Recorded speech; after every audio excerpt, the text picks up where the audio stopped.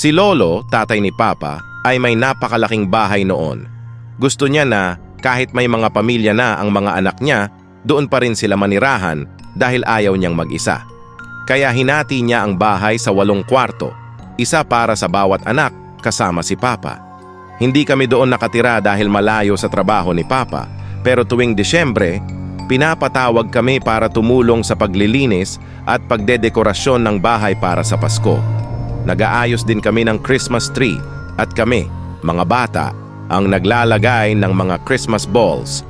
Isang beses, habang abala ang mga magulang namin, dumating si Lolo at umupo sa sofa habang may dalang kahon. Binuksan niya ito at puno ng mga photo album. Kami namang mga bata, lumapit sa kanya at nakiusyoso. Habang binubuklat ni Lolo ang mga album, may isang litrato siyang tinitigan ng matagal. Nakisilip kami at nakita naming ito ay isang black and white na litrato ng siyam na batang lalaki, nakasuot ng shirt at shorts. Pare-pareho ang gupit at may 2 nakatatandang tao sa magkabilang gilid nila. Isang lalaki at isang babae. Sino po sila? Tanong ng pinakamatanda kong pinsan. Kami yan ng lola nyo at mga tatay nyo yan. Hulaan nyo kung sino dyan ang mga tatay nyo, sagot ni Lolo. Natuwa kami at nagsimulang hanapin ang aming mga tatay.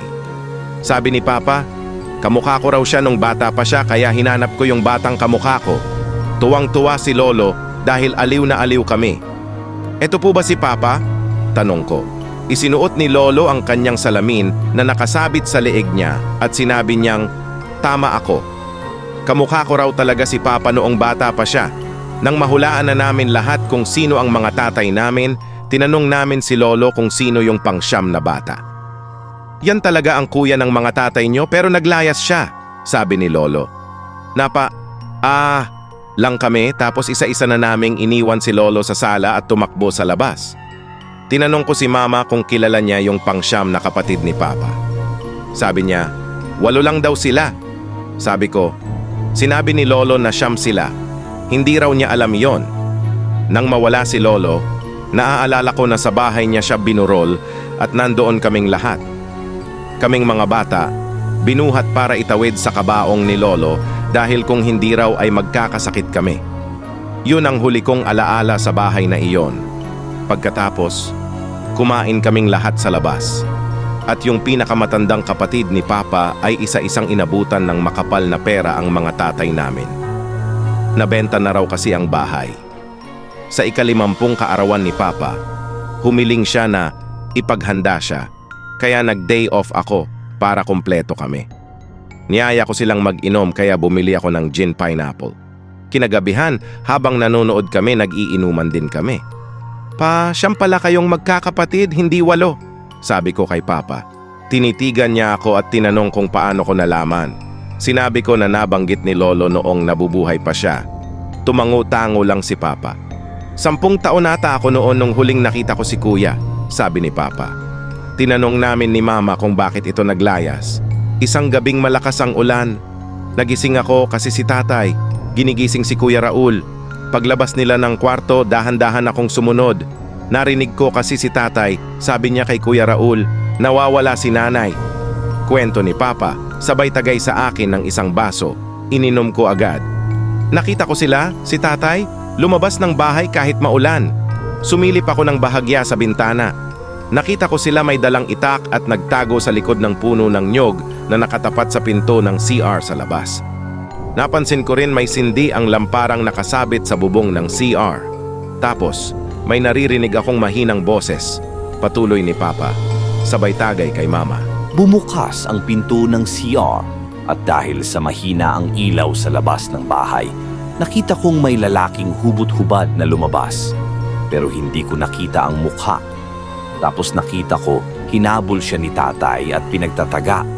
Yun ang huling sinabi ni Papa bago siya uminom ulit. Nagulat kami ni Mama. Ako nawala ang tama ng alak ko. Dugtong pa ni Papa, bigla siyang bumalik sa kwarto at nagtago sa kumot. Hindi raw niya sinabi kahit kanino ang nakita niya. Sinabi lang daw niya ito kay Kuya Raul noong wala na si Lolo. Anong nakita mo? Tanong daw ni Kuya Raul. Yung may tinaga si Tatay na hubot-hubad na lalaki, sagot naman ni Papa. Nakita namin si Nanay na lumabas ng CR, sira-sira ang duster at hirap maglakad. Kaya hinabol ni Tatay yung lalaki. Huli na nang malaman namin na si Roberto pala yun. Si Roberto yun ang panganay talaga. Pinalabas lang daw ni Lolo sa mga anak niyang naglayas si Roberto dahil napagalitan. Si Lola naman daw, walang imik pagkatapos ng nangyari. Wala nang halos makakilala kay Roberto. Si Nanay lang ang nagkumpirma na siya nga iyon.